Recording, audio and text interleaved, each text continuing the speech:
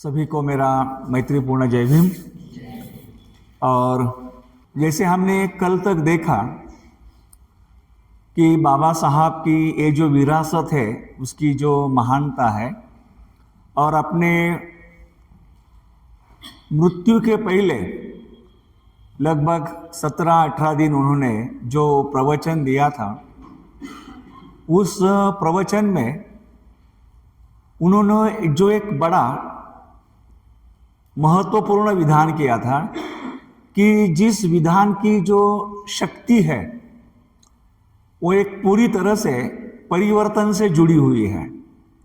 कि अगर ये जो दुनिया है, जो संसार है, इस संसार को बदलना है तो मनुष्य के मन का परिवर्तन और विश्व के मन का परिवर्तन कितना जरूरी है। और उसको देखते हुए हमने मनुष्य का मन भी देखने की कोशिश की और विश्व का मन भी देखने की कोशिश की, और वो बातें समझाते हुए बताते हुए मैंने एक बात का जिक्र किया था कि जब हम नैतिक विश्व की बात करते हैं, अनैतिक व्यवस्था की बात करते हैं, तो वहाँ पर बाबा साहब आम्बेडकर जी कर्म इस संकल्पना का वो ज़्यादा संबंध बताते हैं। और उसीलिए कल के पूजा में हमने बाबा साहब ने बुद्ध और उनका धम्म, इस किताब में जो कर्म की अहमियत है और उन्होंने जिस तरह से बताई है, वो पूजा में पढ़ने की कोशिश की कि जिससे उस विषय का हमें थोड़ा एक तरह से जो बैकग्राउंड है, जो पार्श्वभूमि है, उसका पता चले। जहां पर वो कहते कि हर जो कृति है वो कृति अगर प्रभावी रही, परिणामकारक रही, तो उसका असर कितना गहरा हो सकता है। हम अगर गौर करते हैं तो केवल अकेले तथागत बुद्ध का अगर हम उदाहरण देखते हैं कि वो एक राजकुमार थे, अपनी युवा अवस्था में उसने घरदार छोड़ा, संसार छोड़ा, और 6 साल की उनकी जो तपस्या थी, जो संशोधन था, उसके बाद उन्होंने ज्ञान की प्राप्ति की। वो भी उनका एक कर्म था, वो एक कृति थी, और वो बुद्ध बने। तो उन्होंने जो कर्म निर्माण किया और कर्म का जो प्रभाव निर्माण किया, उसका जो सकारात्मक असर है, वो सकारात्मक असर आज भी दुनिया को प्रभावित कर रहा है।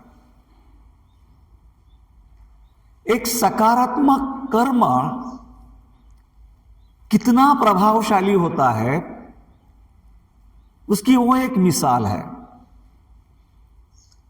लेकिन जैसे अगर आप इतिहास पढ़ते होंगे तो हम दूसरा एक सिरे का उदाहरण देखते हैं, जो उदाहरण हिटलर नामक एक व्यक्ति से जुड़ा हुआ है।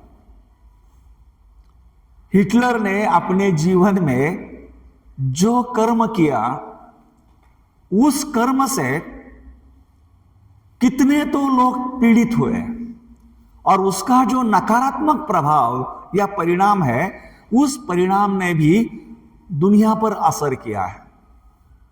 तो ये जो कर्म कैसा होता है, या कर्म अगर सकारात्मक हो तो वो कितना प्रभावशाली होता है, और नकारात्मक हो तो वो भी कैसा असर करता है, उस बात को हम देखते हैं। अन्य कई उदाहरण हम देख सकते हैं, लेकिन समय नहीं है, इसलिए मैं उसमें नहीं जाना चाहता हूं। लेकिन केवल कल का हमारा जो हिस्सा था, उसको आज के हिस्से से मैं जोड़ना चाहता हूं। और आज हम जो देखने वाले हैं वो बाबा साहब आम्बेडकर जी ने अपने मृत्यु के पहले लगभग 53 या 55 दिन एक महान कार्य किया था, जिसकी वजह से हमें उनकी त्रिरत्न की विरासत मिलती है। और वो था उन्होंने किया हुआ धर्मांतरण। पुराने धर्म को छोड़कर उन्होंने नया धर्म अपनाया, जिस धर्म की नींव त्रिरत्न थी, 3 ज्वेल्स थी, बुद्ध, धम्म और संघ।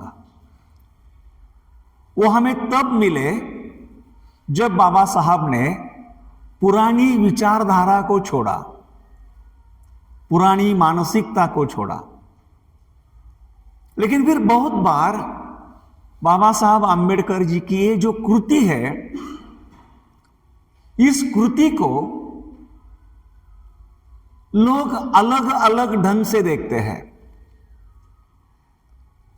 और उन नजरिया से देखने के कारण बाबा साहब के व्यक्तित्व के प्रति जो लोगों की आप लगाव की भावना होनी चाहिए, उसमें हमें थोड़ी खटास दिखाई देती है। उन्होंने बुद्ध धर्म को जो अपनाया, इस सकारात्मक बात को देखते समय दूसरी बात को नजरअंदाज नहीं किया जाता है कि उन्होंने बुद्ध को अपनाने के समय पुराना यानी हिंदू धर्म छोड़ा है। और उनकी जो हिंदू धर्म छोड़ने की जो बात है, उसको एक तरह से नकारात्मक या गलत दृष्टि से देखी जाती है या समझी जाती है। और इसीलिए फिर लोग बाबा साहब को एक तरह से हिंदू धर्म के विरोधक कहते हैं। तो हमें त्रिरत्न के तरफ बढ़ने के पहले बाबा साहब की ये जो मंशा थी कि क्यों उन्होंने पुराना धर्म छोड़ा या क्यों उन्होंने नए धर्म को अपनाया, उनको कोई हिंदू धर्म के प्रति दुश्मनी नहीं थी। उनके मन में उनके प्रति कोई घृणा नहीं थी। व्यक्ति के जीवन में धर्म जो है, महजब जो है, वो बहुत मात्रा रखता है, बहुत मायना रखता है। वो उसके जीवन का हिस्सा होता है, उसके मरने का हिस्सा होता है। जीवन के सभी रीति रिवाज होते हैं, परंपराएं होती है। और कोई भी व्यक्ति धर्म छोड़ता है तो कभी खुशी से नहीं छोड़ता है। और वही बात बाबा साहब की भी थी। लेकिन उन्होंने ऐसा वैसा नहीं छोड़ा था। बाबा साहब आम्बेडकर जी ने हिंदू धर्म को बदलने के लिए, हिंदू धर्म में परिवर्तन लाने के लिए, हिंदू धर्म में सुधार लाने के लिए 1920 साल से कड़े प्रयास किए थे, जिसकी शुरुआत उन्होंने जनवरी 1920 में की थी।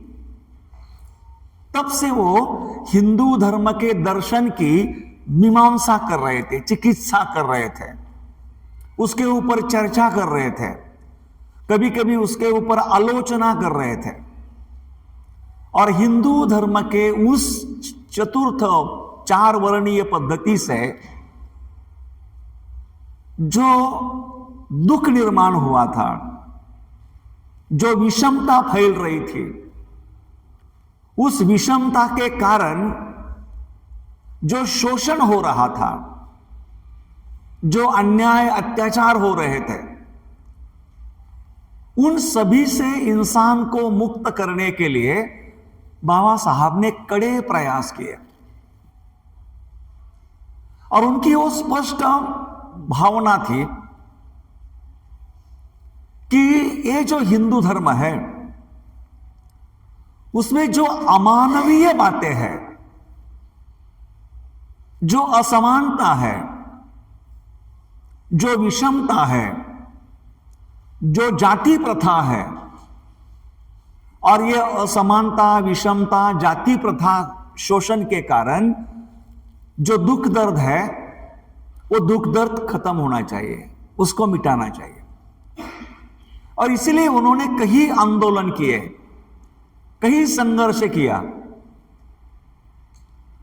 वो 15 साल तक लड़ते रहे, 1920 से लेकर। कल रात नागमित्र जी ने आपको याद दिलाया कि कल का जो दिन था वो एक ऐतिहासिक दिन है, हिस्टोरिकल दिन है। क्योंकि कल ही के दिन 25 दिसंबर 1927 को, यानी आज से 98 साल पहले, 98 ईयर्स बिफोर, 2 साल के बाद उसको 100 साल पूरे हो गए उस ऐतिहासिक घटना को। जो आदमी अपने किताबों पर अपने बच्चों से ज्यादा प्यार करता है, वही एक महानुभव एक किताब को जला रहा है। क्यों? ये सवाल है ना। लेकिन उस किताब को जलाने से पहले बाबा साहब ने वहां पर जो भाषण दिया है, वहां इकट्ठे हुए लोगों को जो संबोधित किया है, वो सोचने लायक है। लगभग वहां उस समय ऐसा कहा जाता है कि 5 से लेकर 8,000 लोग मौजूद थे। और जब उनके सामने बाबा साहब बोल रहे थे, उनमें कोई पढ़े लिखे लोग नहीं थे, पूरा अनपढ़ समाज था। लेकिन बाबा साहब के प्रति निष्ठा रखने वाला था।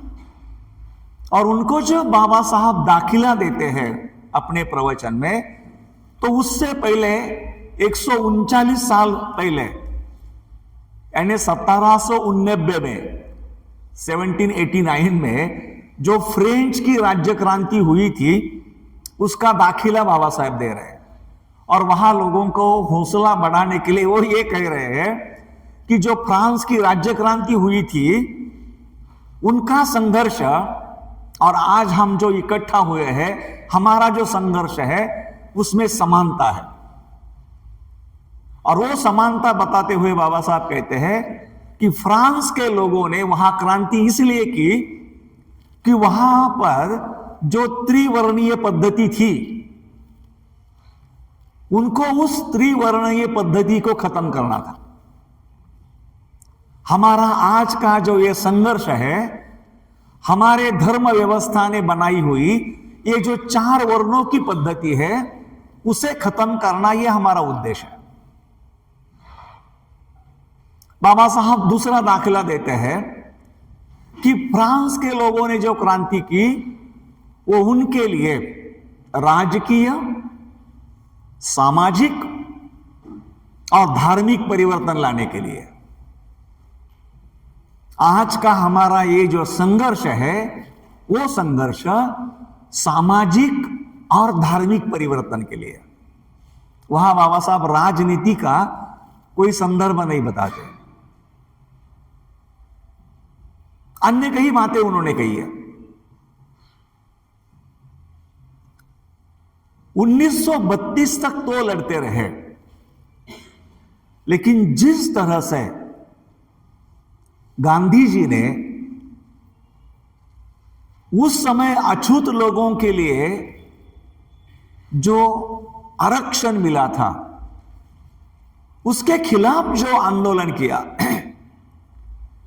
और उसका जो नतीजा हुआ, उससे बाबा साहब को सोचने के लिए मजबूर किया कि अगर गांधी जैसे महान व्यक्ति अछूतों के खिलाफ इस तरह से अगर अपनी लड़ाई लड़ते रहे, तो फिर मेरे लिए आगे रास्ता क्या है? मैं 12 साल से प्रयास कर रहा हूं हिंदू धर्म की जो गलत प्रथाएं हैं, जो अमानवीय प्रथाएं हैं, उनको मिटाने की, उनको नष्ट करने की, लेकिन वो हो नहीं रही है। और मजबूर होकर 15 साल के बाद बाबा साहब आंबेडकर ने 13 अक्टूबर 1935 को पहली बार धर्म छोड़ने का ऐलान किया। छोड़ा नहीं था, धर्म छोड़ने का ऐलान किया। 15 साल तक धर्म बदलने की या धर्म में जो अमानवीय बातें हैं उन बातों को सुधारने की कोशिश असफल रही, कामयाब नहीं रही। और फिर बाबा साहब ने ये एक तरह से ऐलान किया कि मैं नहीं रहना चाहता। लेकिन तुरंत भी उन्होंने प्रतिक्रिया के रूप में धर्म छोड़ा नहीं। तो उसके बाद बाबा साहब ने लगभग 21 साल तक इंतजार किया। 21 साल तक इंतजार किया कि सही में मेरे जो हिंदू भाई बहन है उनके हृदय में कुछ परिवर्तन हो रहा है या नहीं। और जब बाबा साहब को इस बात का एहसास हुआ कि कुछ भी करो उनके हृदय में, उनकी मानसिकता में बदलाव नहीं आ रहा, और फिर धीरे धीरे हम देखते हैं 1950 के बाद 1950 के बाद बाबा साहब ने एक तरह से अपनी सोच पक्की की, अपनी रणनीति पक्की की, और फिर वो बुद्ध धर्म के तरफ एक तरह से बढ़ने लगे। तो 36 साल दिए बाबा साहब ने। हिंदू धर्म बाबा साहब ने ऐसा नहीं छोड़ा है, उसमें सुधार लाने के लिए कड़ी मेहनत की, कई प्रयास किए, लेकिन जब बदलाव नहीं दिख रहा है तो फिर बहुत ही दुखी अंतःकरण से उनको वो छोड़ना पड़ा। और फिर हम देखते हैं कि 14 अक्टूबर 1956 को इसी नागपुर शहर में बाबा साहब आंबेडकर जी ने बुद्ध धर्म का स्वीकार किया।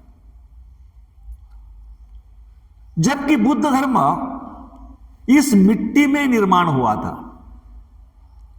और इस मिट्टी को बुद्ध धर्म ने इतना प्रभावित किया था कि बुद्ध के बाद सम्राट अशोक, और उसके बाद उनका जो आखिरी सम्राट है बृहद्रथ, तब तक भारत जो है एक सुवर्ण भूमि करके पूरे संसार में, पूरी विश्व में प्रख्यात था। लेकिन उसके बाद जो प्रतिक्रांति हुई, उस प्रतिक्रांति में बुद्ध का नामो निशान मिटा दिया था। बुद्ध का नामो निशान मिटा दिया था, और लगभग 750 साल तक जहां बुद्ध निर्माण हुआ, जहां बुद्ध ने क्रांति की, जहां बुद्ध ने सुवर्ण युग लाया, वही बुद्ध अपने मिट्टी से खत्म हो गया, ये खत्म किया गया। और वो बुद्ध जो यहां खत्म हुआ, लेकिन दुनिया के अलग अलग हिस्सों में, कोने में वो जीवित था, वो क्रियाशील था, वो कार्यरत था। ये बात बाबा साहब देख रहे थे, और उनको ये मालूम था ये बुद्ध धर्म की जो जड़ें हैं ये तो यहां की है, पुरानी है। और इसीलिए फिर उन्होंने बुद्ध धर्म को विधिवत अपनाया। अशोक विजयादशमी के दिन जो सम्राट अशोक एक परिवर्तन की मिसाल थी, और फिर बाबा साहब ने जिस दिन धर्मांतर किया, तो पहली बार उन्होंने जो नए बने हुए जो बौद्ध लोग थे उनके सामने एक बड़ा अच्छा व्याख्यान दिया, प्रवचन दिया, जोश भरा कि उनकी जिम्मेदारी क्या है। और वो समझाते हुए बाबा साहब बता रहे हैं, उस बात को देखते हुए हम आगे जाएंगे। वो कहते हैं कि आपकी जिम्मेदारी बहुत बड़ी है। बाबा साहब कहते हैं आपकी जिम्मेदारी बहुत बड़ी है। और फिर वो जिम्मेदारी क्या है? तो वो कहते हैं बौद्ध धम्म के दृष्टि से, बाबा साहब कहते हैं आपकी जिम्मेदारी बहुत बड़ी है। बौद्ध धम्म के दृष्टि से भारत की भूमि आज के तारीख में नहीं के बराबर है।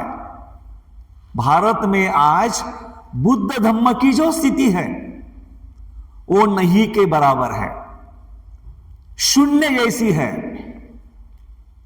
और फिर वो क्या कहते हैं, इसीलिए हमारा ये फर्ज बनता है, अगर हम अच्छी तरह से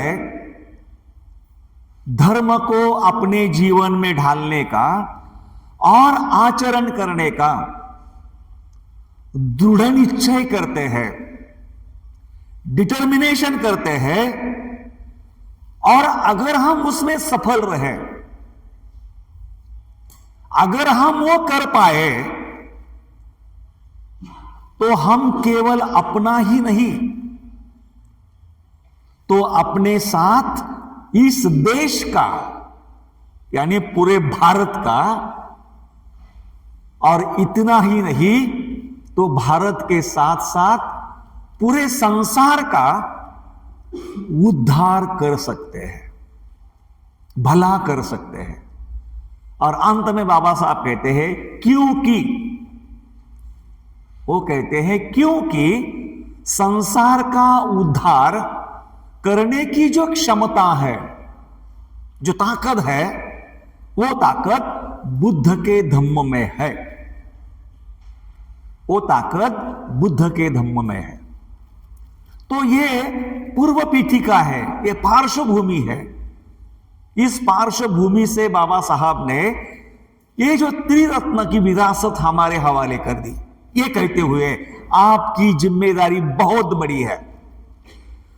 बुद्ध धम्म आज के तारीख में नहीं के बराबर है, इसीलिए आपको इस धर्म का बड़ी ताकत के साथ अभ्यास आचरण करना है, दृढ़ निश्चय के साथ। अगर हम वो कर पाए तो निश्चित ही अपने साथ देश का और देश के साथ हम इस विश्व का भी उद्धार कर सकते हैं। तो ऐसी कौन सी क्षमता इन तीन रत्नों में है? जो बुद्ध रत्न है, जो धम्म है, जो संघ है, ये थ्री ज्वेल्स है, तीन रत्न, इसीलिए उनको ज्वेल कहा गया। रत्न की जो महानता है, रत्न जो है वो कीमती होता है, वो मूल्यवान होता है, और इसीलिए हमें हमारे गुटों में इन तीन रत्नों को समझने की कोशिश करनी है। मैं चंद मुद्दे आपके सामने रखने वाला हूं। जैसे हम बहुत बार जब बुद्ध के बारे में देखते हैं या सोचते हैं, तो हमारे आंखों के सामने बुद्ध का या तो तस्वीर आती है या उनकी मूर्ति आती है जो ध्यान में बैठी हुई होती है। आजकल कला ज्यादा बढ़ती जा रही है, तो अलग अलग मुद्राओं में हमें बुद्ध दिखाई देते हैं, सोते हुए, बैठे हुए, ऐ करते हुए, वो करते हुए। लेकिन ज्यादातर हमारी जो मानसिकता है, वो मानसिकता बुद्ध को कमल के फूल पर ध्यान में बैठे हुए दिखाई देती है, या तो हमें वो जो बुद्ध की मूर्ति है वो जैसे अपने कैंपस में है, चलती हुई है, यहाँ पढ़ाती हुई है, तो हमारे धम्म हॉल में, ध्यान हॉल और ग्रह में, संबोधि में वो ध्यान मुद्रा में है। लेकिन महत्वपूर्ण बात है, बुद्ध की इस मूर्ति को या बुद्ध को हम कैसा समझें? जब बाबा साहब ने ईश्वर प्रणीत जो पुराना धर्म था या पुरानी व्यवस्था थी, उस व्यवस्था को छोड़ के हमें इस तरफ लाया कि जहां ईश्वरवाद नहीं है, तो फिर बुद्ध कौन है? तो बुद्ध जो है वो बायोलॉजिकली, जीव शास्त्रीय दृष्टि, जैसे हम पैदा हुए हैं वैसे वो भी पैदा हुए थे। जैसे हम हमारे परिवार में रह रहे हैं, वैसे वो भी अपने परिवार में रहे हैं। और वो रहने के बाद हम देखते हैं जो सुख, जो समृद्धि, जो प्रतिष्ठा, जो सत्ता, सब कुछ उनके पास था, बावजूद भी उसमें उन्हें संतोष नहीं था, उसमें उन्हें सेटिस्फैक्शन या समाधान नहीं मिल रहा था। और इसीलिए उस सही संतोष या समाधान के हमें तलाश में उन्होंने 29 साल की उम्र में पूरे घर संसार को छोड़कर वो जंगल में गए। और जंगल में जाकर उन्होंने जो खोज की, जो डिस्कवरी की, खुद के मन की, खुद के अंतरंग की, और उसके पश्चात हम देखते हैं कि वो सम्यक संबुद्ध बन गए।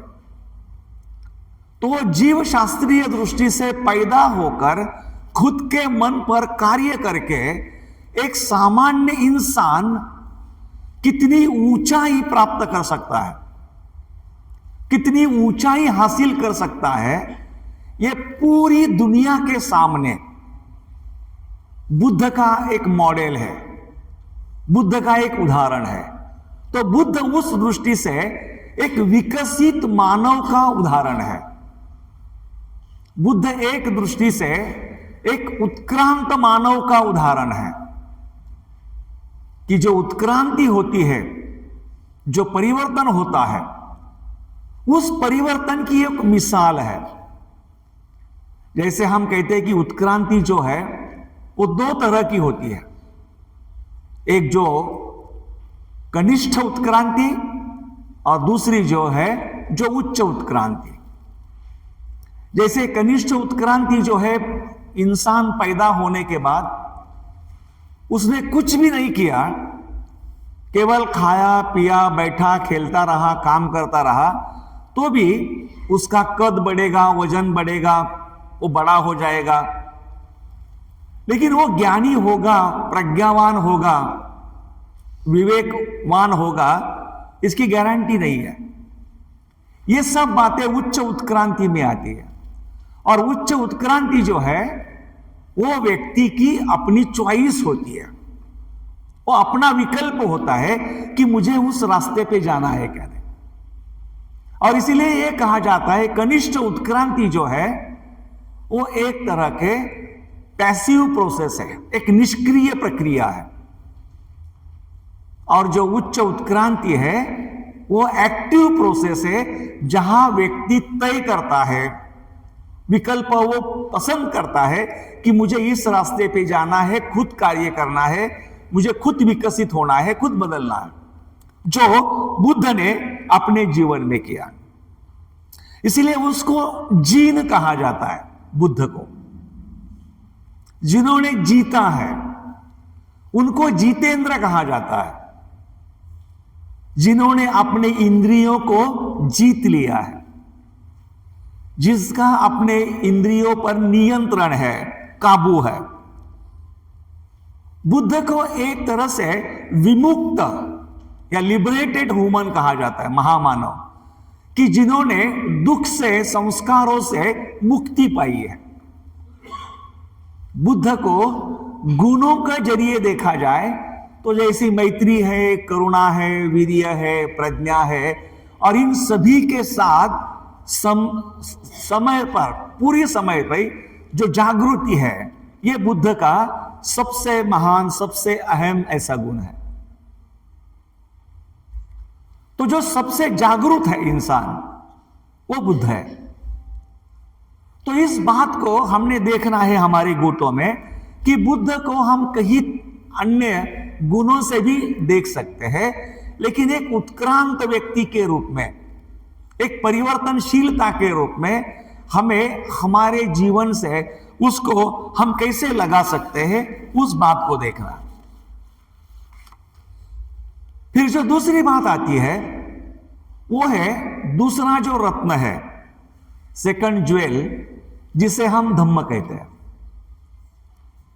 तो धम्म के बारे में कई बातें बताई जा सकती है या कई बातें कही जा सकती है, लेकिन एक महत्वपूर्ण बात जो बताते हैं कि धम्म एक दो बातों का संगम है। और उसमें से पहली बात वो है कि बुद्ध का अपने स्वयं का जो गहरा अनुभव है सत्यता को अनुभवने का, रियलिटी जो है, सत्यता जो है, उस सत्यता को अनुभव करने का जो बुद्ध का अनुभव है स्वयं का, उसे धम्म कहते हैं।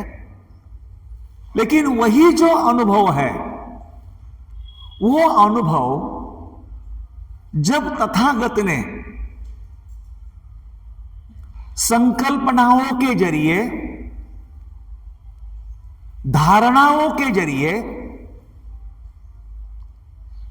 और शब्दों के जरिए मौखिक औरों को समझाने की कोशिश की, औरों को जो बताया, वो धम्म है। जहां तक हम बुद्ध का सत्यता का स्वयं का जो अनुभव है, इस अंग को जब देखते हैं तो वो बुद्ध की प्रज्ञा की स्थिति है। प्रज्ञा के जरिए बुद्ध ने जो सच है, जो सत्य है, जो जैसा है वैसा जान लिया है। लेकिन मानवता के प्रति बुद्ध के हृदय में जो करुणा है, जो अनुकंपा है, उस करुणा या अनुकंपा भाव से बुद्ध ने जब उसी सत्यता को धारणाओं के जरिए, कल्पनाओं के जरिए, शब्दों के जरिए लोगों को जब कहने की कोशिश की, तो वो जो कोशिश है वो कहा जाता है कि बुद्ध की वो दूसरी बात है, बुद्ध का वो दूसरा जो अंग है धम्म का। अभी जब बुद्ध का धम्म के बारे में हम देखते या सोचते हैं तो भगवान बुद्ध और उसके धम्म में बाबा साहब उसका विश्लेषण बहुत ही सटीकता से करते हैं। वो कहते हैं बुद्ध ने कभी भी अपने को खुदा या पैगंबर होने का दावा नहीं किया। यदि कभी भी किसी ने ऐसा समझा तो भगवान बुद्ध ने उसका खंडन किया। इससे भी बड़ी महत्वपूर्ण बात यह है कि भगवान बुद्ध का धर्म एक आविष्कार, एक खोज, डिस्कवरी है। यह खोज है, इसलिए ऐसे किसी धर्म से जो इल्हामी कहा जाता है, इसका भेद पूरी तरह स्पष्ट हो जाना चाहिए। भगवान बुद्ध का धर्म इन अर्थों से एक आविष्कार है या एक खोज है क्योंकि यह पृथ्वी पर जो मानवीय जीवन है उसके गंभीर अध्ययन का परिणाम है और जिन स्वाभाविक प्रवृत्तियों अर्थात इंस्टिंक्ट को लेकर आदमी ने जन्म ग्रहण किया है, उन्हें पूरी तरह समझ लेने का परिणाम है और साथ ही उन प्रवृत्तियों को भी जिन्हें आदमी के इतिहास ने जन्म लिया है और जो अब उसके विनाश का कारण बनी हुई है। इसीलिए बाबा साहब कहते हैं कि धम्म जो है बुद्ध का एक डिस्कवरी है, खोज है, जो आदमी के जीवन के अनुभव के आधार पर निर्माण हुआ है, उससे वो पैदा हुआ है, उससे वो इवॉल्व हुआ है, उसकी निर्मिति वहां से जुड़ी हुई है। और फिर हम देखते हैं कि बुद्ध के धम्म को हो सकता है हम उसको नियम कह सकते हैं, हम उसको सिद्धांत कह सकते हैं, हम उसे सत्य कह सकते हैं, हम उसे शिक्षाएं कह सकते हैं।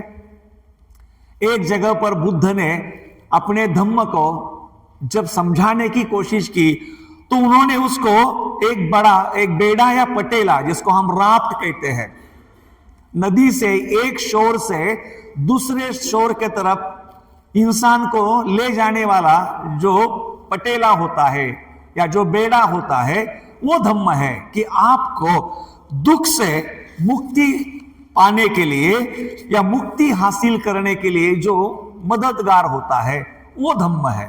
और इसीलिए हम कहते हैं धम्म एज अ मेडिसिन। धम्म जो है एक दवा है। और वो दवा किस लिए है? तो वो दवा जो है वो इंसान को दुख से मुक्त करने के लिए। वो जो दवा है वो इंसान से अज्ञान से मुक्त करने के लिए है। वो जो दवा है इंसान से एक मानसिक दृष्टि से, भावनिक दृष्टि से सुदृढ़ बनाने के लिए है।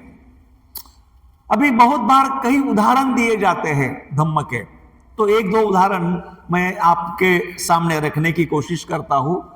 जैसे एक सत्य के तहत, अगर आप में से किसी ने धम्म पद पढ़ा होगा, यमक वग्ग, कल हमने 2 देखे। जो 5वां धम्म वग्ग है जिसे एक सनातन सत्य कहते हैं, जहां पर बुद्ध कहते हैं न ही वेरेन वेराणी सम्मंतिध कदाचन कुदाचनम अवेरेने च सम्मंति एस धम्मो सनातनो। और इसका सही अर्थ है वैर से वैर कभी शांत नहीं होता। अवैर या प्रेम या मैत्री से ही वो शांत होता है। एक ऐसा सनातन सत्य है जो भारत हो, अमेरिका हो, यूरोप हो, ऑस्ट्रेलिया हो, दुनिया के कहीं भी कोने में जाओ, ये सत्य सत्य ही रहेगा। जो भी हेट्रेड से कभी हम जीत नहीं सकते।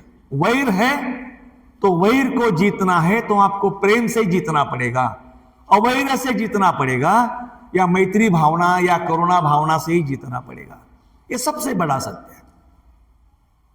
जब सारीपुत्र और अश्वजित की पहली मुलाकात हुई और सारीपुत्र ने जब अश्वजित को पूछा कि आपके गुरु की शिक्षा क्या है, उस समय भी अश्वजित ने यही कहा कि मेरे गुरु की शिक्षा इतनी है कि संसार में जो भी दुख है उन दुखों के उन्होंने कारण बताए, कारण समझाए, और उन कारणों को नष्ट कैसा किया जाता है वो बात बुद्ध ने बतलाई है। इतनी ही उनकी शिक्षा की अहमियत है। और उसी से हम देखते हैं सारीपुत्र प्रभावित होकर वो बुद्ध की तरफ आकर्षित हुए। अगर हमें हमारे गुटों में देखना है तो बुद्ध की जो शिक्षा है वे 4 आर्य सत्य हो, उसमें से अष्टांगिक मार्ग हो, पारमिता हो, सप्तबोधांग हो, पंचधर्मेंद्रिय हो। आप अपने गुटों में उसको स्पर्श कर सकते हैं, देख सकते हैं। लेकिन जैसे नागमित्र जी ने कल रात में बताया कि एक अच्छा जीवन जीने के लिए जो मूलभूत 5 सिद्धांत है, जिसके लिए किसी को धर्म की आवश्यकता नहीं है। जैसे इंसान ने इंसान के साथ मैत्री से रहना है, दान भावना का आचरण करना है, शांति संतुष्टि सादगी बरतनी है, सत्यवाणी से व्यवहार करना है, और ऐसा कोई व्यसन नहीं करना है जिससे हमारी जागृति हम खो बैठे। पंचशील की ये बहुत ही सीधी शिक्षा है, जिसे कोई धर्म का बंधन नहीं है। दुनिया का कोई भी इंसान अपने जीवन में इस बात को एक सिद्धांत या मूल्य की तरफ अपना सकता है, वो ग्रहण कर सकता है और अपने जीवन को वो और बेहतरीन बना सकता है। तो इस तरह से हम देखते हैं कि ये दूसरा रत्न है धम्म रत्न। और जो तीसरा रत्न है जिसे हम संघ रत्न कहते हैं, संघ कोई अलग बात नहीं है। तो तथागत बुद्ध को अपना आदर्श मानकर परिवर्तन के लिए तथागत बुद्ध ने जो धम्म मार्ग बताया है, उस धम्म मार्ग पर कटिबद्ध होकर चलने वाले जो भी साथी हैं, उन साथियों का समूह यानी संघ है। केवल चलने वाले नहीं,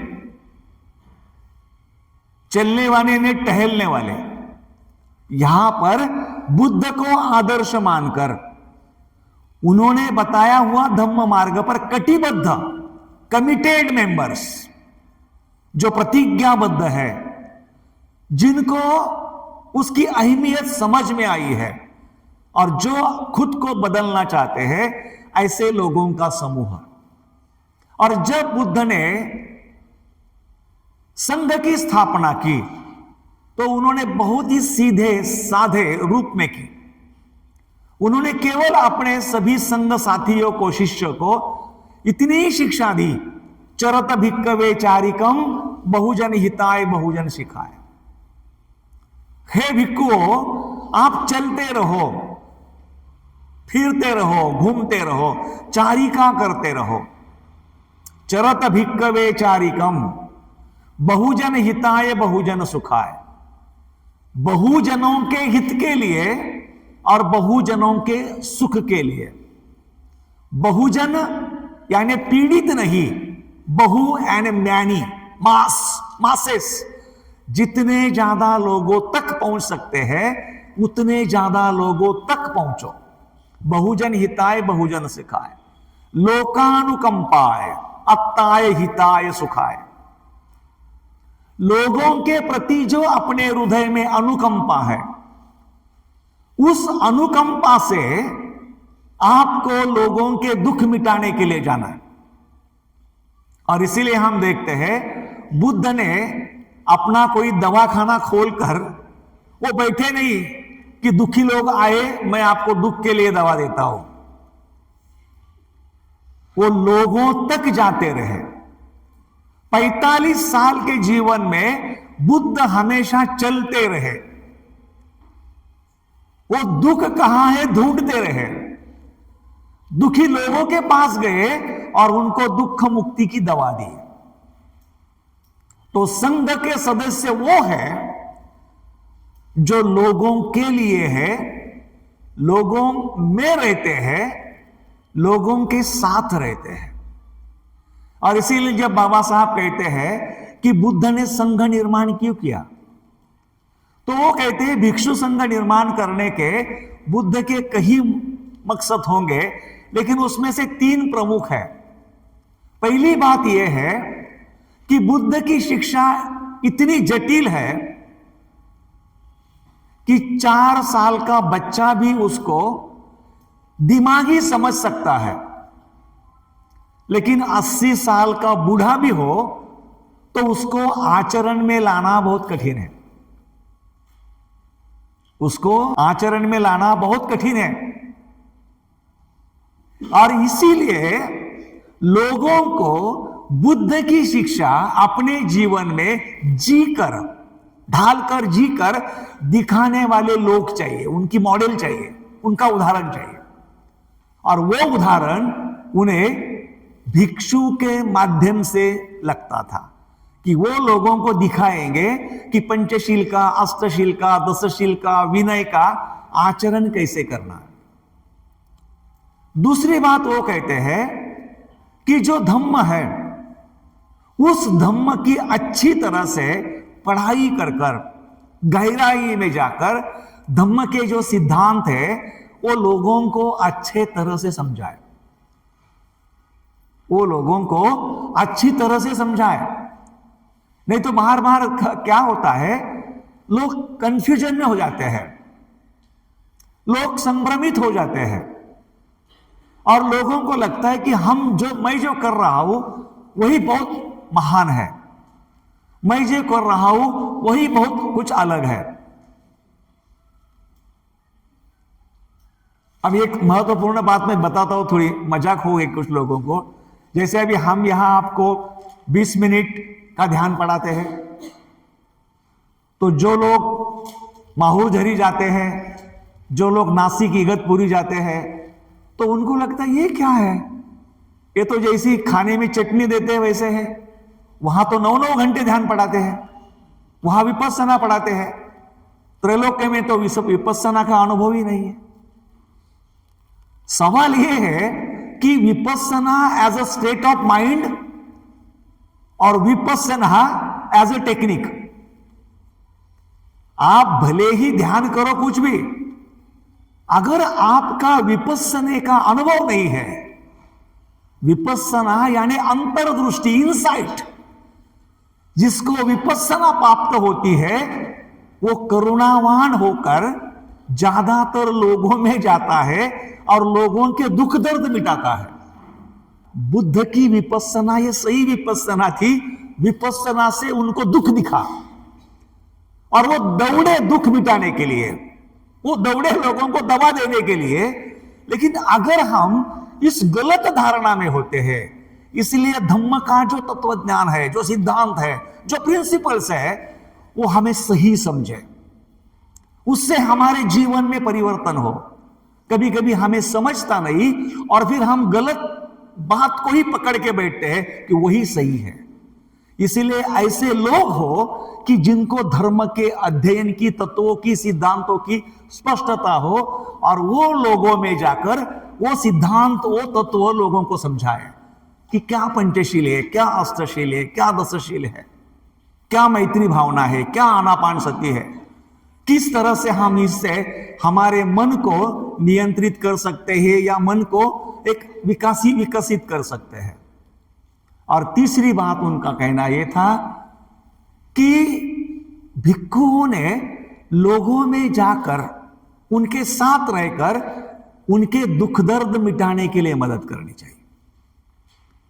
और ये जो संघ है, वो संघ की जो संगठना है, उस संगठना का जो सार था, चेतना थी, वो है मेत्ता। संघ में कोई अधिकारी नहीं था, कोई अध्यक्ष नहीं, कोई सेक्रेटरी नहीं, कोई डायरेक्टर नहीं, कोई एग्जीक्यूटिव नहीं है। तो संघ जो है वो मैत्री भावना के बलबूते पर कार्यरत रहा।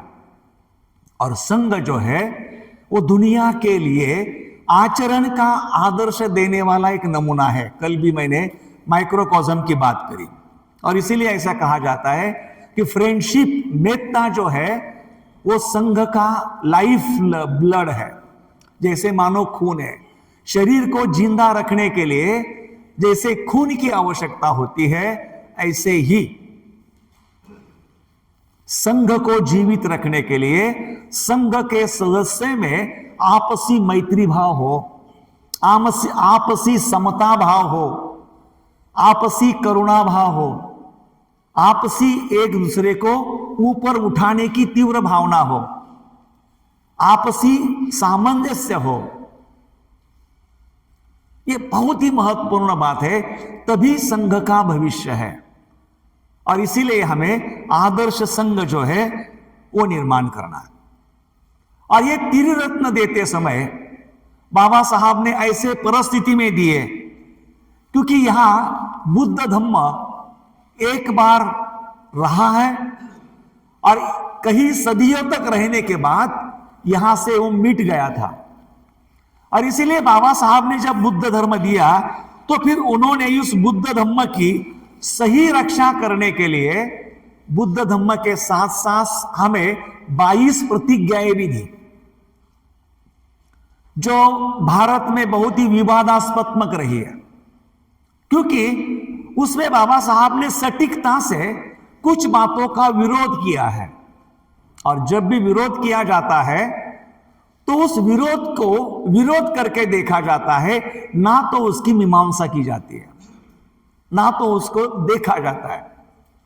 तो पहली जो 8 प्रतिज्ञाएं हैं, मैं उनका नाम नहीं लेता हूं, लेकिन वो बाबा साहब ने इसलिए दी है क्योंकि नया धर्म अपनाते हुए पुराने धर्म के धर्म संस्कारों के कारण अपनी जो मानसिक गुलामी की अवस्था बनी है, जो मानसिक गुलामी के संस्कार बने हुए हैं, उन संस्कारों को जब तक हम निकालते नहीं, तब तक हम बुद्ध की स्वतंत्र विचारधारा को अपनाएंगे नहीं। इसलिए उन्होंने पहली जो 8 प्रतिज्ञाएं हैं वो पुरानी मानसिकता, संस्कार, गुलामी की स्थिति को मिटाने के लिए दिया। 9 और 10 ये जो प्रतिज्ञाएं है वो समता पर आधारित है।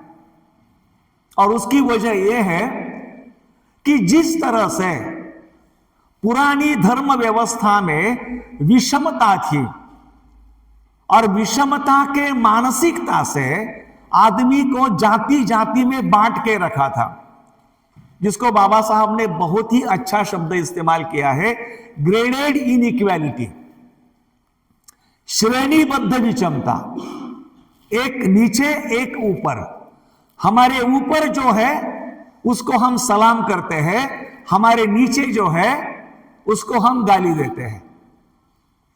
तो ये मानसिकता से हमारा देश जी रहा है और बाबा साहब को उस मानसिकता को छेदने के लिए पूरी तरह से समभावना का अवलंब करना था, समता। इसलिए समता के लिए उन्होंने 2 प्रतिज्ञा दिए।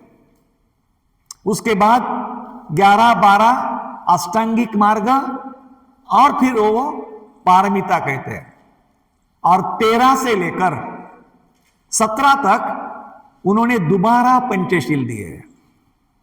भगवान बुद्ध और उनका धम्म इसमें जिक्र करते हुए जब बुद्ध यहां पर धम्म चक्र परिवर्तन सूत्र में अपने साथियों से चर्चा करते हैं धम्म की, तो वहां जब उनको बताया जाता है कि अगर दुख है, ये संसार दुख से, दरिद्रता से अगर भरा हुआ है, जलता है, तो उससे मुक्त होना कैसा होगा? तो बुद्ध कहते हैं, अगर आप पवित्रता, शील और सदाचरण, अगर आप पवित्रता, सदाचरण और शील मार्ग का आचरण करते हैं तो आप दुख से मुक्ति पा सकते हैं। और उन्हीं बातों को समझाने के लिए बाबा साहब वहां पर पंचशील, अष्टांगिक मार्ग और पारमिता बताते हैं, भगवान बुद्ध और उनका धम्म। लेकिन उसी धर्म ग्रंथ में जब आगे बाबा साहब तृतीय खंड का जो 5वां भाग है, वहां पर वो संसार को धम्म राज्य बनाना, ये जो बुद्ध की संकल्पना थी उसी को रखते हैं। और उसमें उन्होंने जो महत्वपूर्ण बातें बताई है, उन बातों को मैं केवल आपके सामने रखते हुए, माफ करना थोड़ा मैं ज्यादा समय ले रहा हूं। वो कहते हैं धर्म का उद्देश्य क्या है, इस प्रश्न का बुद्ध ने सर्वथा भिन्न उत्तर दिया है। भगवान बुद्ध ने लोगों को यह नहीं कहा कि उनके जीवन का उद्देश्य किसी काल्पनिक स्वर्ग की प्राप्ति होना चाहिए। उनका कहना था कि धर्म का राज्य इस पृथ्वी पर ही हो और वह धर्म पथ पर चलकर प्राप्त किया जा सकता है। उन्होंने लोगों से कहा कि यदि तुम अपने दुख का अंत करना चाहते हो तो हर किसी को दूसरे के साथ, ध्यान से सुनना, न्याय संगत, धर्म संगत व्यवहार करना होगा, तभी यह पृथ्वी पर धर्म राज्य बन सकता है। अन्य सब धर्मों की अपेक्षा तथागत के धर्म की यही अपनी विशेषता है। तथागत के धर्म में पंचशीलों पर जोर दिया गया है, अष्टांगिक मार्ग पर जोर दिया गया है और पारमिताओं पर जोर दिया गया है। भगवान बुद्ध ने इस सब को, यानी पंचशील, अष्टांगिक मार्ग और पारमिता, इन सब को अपने धर्म का आधार क्यों बनाया? Question mark. क्योंकि यह ऐसी जीवन की विधि है कि केवल यही आदमी को सदाचारी बनाती है। एक ऐसी विधि है जीवन की कि यही आदमी को सदाचारी बना सकती है। आदमी के प्रति जो अनुचित व्यवहार करता है, उसी से आदमी का सारा दुख निर्माण होता है। दुख की जड़ क्या है? दुख का कारण क्या है? तो भगवान बुद्ध बोलते हैं कि आदमी के साथ जो अनुचित व्यवहार करता है, उसी से दुख निर्माण होता है। और फिर वो कहते हैं आदमी का आदमी के प्रति जो अनुचित व्यवहार है, उसका नाश केवल धर्म ही कर सकता है, और उसे उत्पन्न हुआ दुख भी, अनुचित व्यवहार से निर्माण हुआ जो दुख है, वो दुख धर्म के आचरण से ही नष्ट होता है।